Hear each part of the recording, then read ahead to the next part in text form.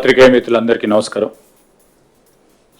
గౌరవ ముఖ్యమంత్రి శ్రీ రేవంత్ రెడ్డి గారి నేతృత్వంలో సింగపూరు అదేవిధంగా స్విట్జర్లాండ్లో ప్రతి సంవత్సరం అంతర్జాతీయ ఆర్థిక సదస్సు దావోస్కు సంబంధించి కానీ దాని తదుపరి జూరిక్ ప్రాంతంలో జరిగిన అనేక వాణిజ్యం వ్యాపారానికి సంబంధించిన ఒప్పందాలకు సంబంధించి గౌరవ ముఖ్యమంత్రి గారు ఇప్పుడే చెప్పినట్టు రాష్ట్ర ప్రభుత్వంపై ఒక నమ్మకం, ప్రభుత్వ విధానాలపై ఒక నమ్మకం, ప్రభుత్వానికి సంబంధించి ఈరోజు ముఖ్యమంత్రి గారిపై అదేవిధంగా సహచర మంత్రివర్గ సోదరులు సోదరిమణుల పై నమ్మకం. వాణిజ్యం వ్యాపారం చేసేవారు కోరేది ఒకటే, స్థిరమైన ప్రభుత్వం, దూరదృష్టి కలిగిన ప్రభుత్వం మాకు ఉండాలని ఆలోచన చేపడుతున్న నేపథ్యంలో ప్రతి సందర్భంలో మీరందరూ కూడా దీంట్లో విట్నెస్గా ఉన్నారు. గత సంవత్సరం 2024 జనవరి మాసంలో జరిగిన దావోస్ సంబంధించి కాంగ్రెస్ పార్టీ ప్రభుత్వంపై నమ్మకం ఉంచి ఆనాడు ఎప్పుడు లేని విధంగా 40,000 పైచిలకు ఒప్పందాలు చేసుకొని తదుపరి సంవత్సర కాలం పాటు కూడా మా కాంగ్రెస్ పార్టీ ప్రభుత్వం తెలంగాణ రాష్ట్రాన్ని అగ్రగామి రాష్ట్రంగా కేవలం దేశవ్యాప్తంగానే కాదు ప్రపంచవ్యాప్తంలో కూడా ఒక మెరుగైన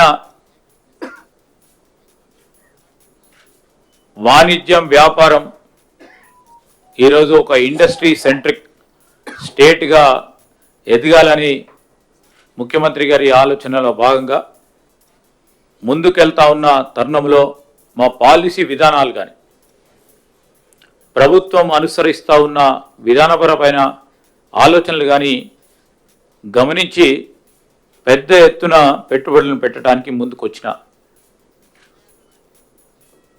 మా మిత్రులందరికీ హృదయపూర్వకంగా మీ ద్వారా వారి కృతజ్ఞతలు తెలియజేస్తూ కిందటి దావోస్ పర్యటన కంటే ఈసారి 4 రెట్లు ఎక్కువగా 1,79,000 కోట్ల పెట్టుబడులకు సంబంధించి ఎంఓయూలు చేసుకున్నాం. తప్పకుండా మేము అనుకున్న లక్ష్యానికి ప్రభుత్వం ఆలోచన చేస్తూ ఉన్న 1 ట్రిలియన్ ఎకానమీకి మొదట అడుగులు వేసినాం. ఇది గొప్ప విజయం మేము ఇప్పుడు అనుకోవటం లేదు. ఆచరణలో తీసుకొచ్చి అమలులో తీసుకొచ్చి అనుకున్న ఉద్యోగాల సంకల్పన చేసినప్పుడు దాని పరంగా మేము విజయం సాధిస్తామని ముఖ్యమంత్రి గారు స్పష్టంగా దావోస్లో పత్రికాముఖంగా ఇతర సహచరులకు సంబంధించిన అంశంలో వారు స్పష్టంగా చెప్పడం జరిగింది. క్యాబినెట్ సమిష్టిగా ఇదే ఆలోచన తీరుగా ముందుకెళ్తా ఉన్నాం. ఒక మారు ఆలోచన చేస్తే ఈరోజు వేగంగా అనుమతులు తీసుకురావాలి, అనుమతులు ఇవ్వాలి, మంజూరు చేయాలి. ఇవన్నిట్లో కూడా మనం ఆలోచన చేస్తే ఇన్వెస్టర్కి కాన్ఫిడెన్స్ ఏర్పాటు చేసే ప్రక్రియని ఇంకా వేగవంతంగా ముందుకు తీసుకెళ్లే ప్రయత్నం చేయటం జరిగింది. దాదాపు గౌరవ ముఖ్యమంత్రి గారు, మేము, మా అధికారులు సమిష్టిగా, దాంతోపాటు క్యాబినెట్లో ఉన్న సహచరులందరూ కూడా పాలసీ విధానాల్లో తెలంగాణ రాష్ట్రానికి, తెలంగాణ రాష్ట్ర ప్రజలకు ఉపయోగపడే విధంగా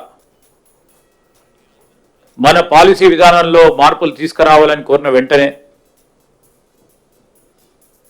మార్పులు తీసుకొచ్చి ఇది అనువైన వాతావరణాన్ని కలిగించడానికి వారు చేసిన కృషికి కూడా మేము హృదయపూర్వకంగా కృతజ్ఞత తెలియజేస్తా ఉన్నాం. మనందరికీ తెలుసు, హైదరాబాద్ తెలంగాణ రాష్ట్రానికి ఒక బ్రాండ్ ఇమేజ్ ఉంది.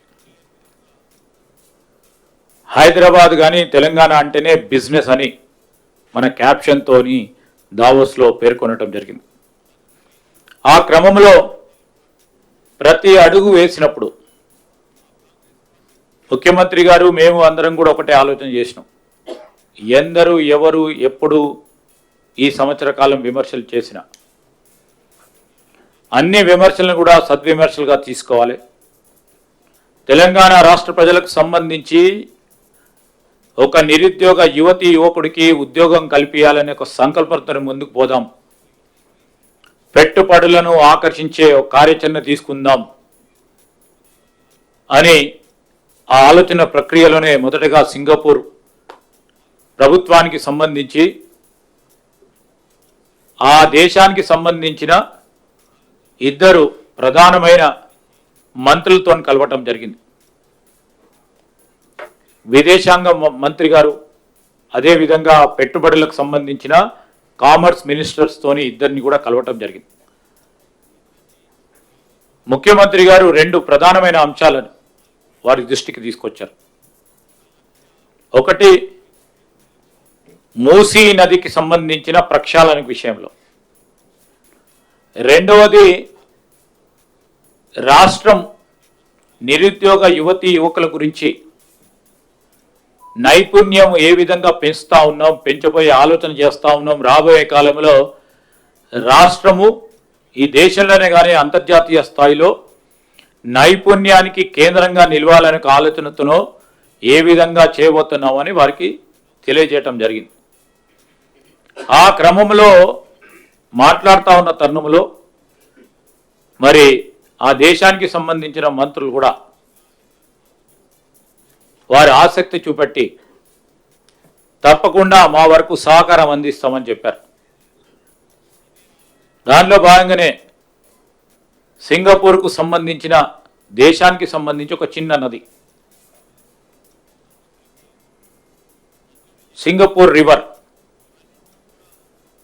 చిన్నదైనా నది కానీ దాన్ని కూడా ఈరోజు మూసీ నది ప్రస్తావన తీసుకొచ్చినప్పుడు ఆ నది పరిస్థితి ఏ విధంగా ఉండాలని నదిని ప్రక్షాళన చేసి ఈరోజు త్రాగటానికి నీరు, స్వచ్ఛమైన గాలి ఇస్తా ఉన్న తరంలో సింగపూర్కు సంబంధించిన ప్రజలందరూ కూడా పెద్ద ఎత్తున హర్షం వ్యక్తం చేశారని మంత్రులు చెప్పడం జరిగింది. మూసీ నదికి సంబంధించి ఈరోజు మూసీ నది ప్రక్షాళన కూడా ప్రజలకు సంబంధించినది. ప్రజలకు క్వాలిటేటివ్ లైఫ్ను అందించాలని చేస్తూ ఉన్న ప్రస్తావన, ఆ ప్రస్తావనకు సంబంధించి మంత్రులు కూడా పూర్తి